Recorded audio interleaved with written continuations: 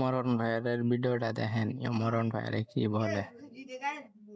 3 দিন ধরে কারেন্ট আহে না, মোবাইলেও চার্জ শেষ, মোবাইলটাও বন্ধ, পাওয়ার ব্যাংকেও চার্জ দিতে মনে নাই, আইপিএসটাও বন্ধ হয়ে রয়েছে। মোবাইলে এখন আমি কেমনে চার্জ দিব?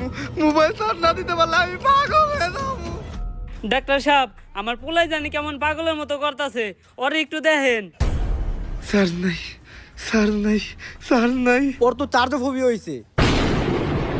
ডাক্তার সাহেব, আমার পোলারে ভালো করার লিগে কিছু ওষুধ লিখে দেন।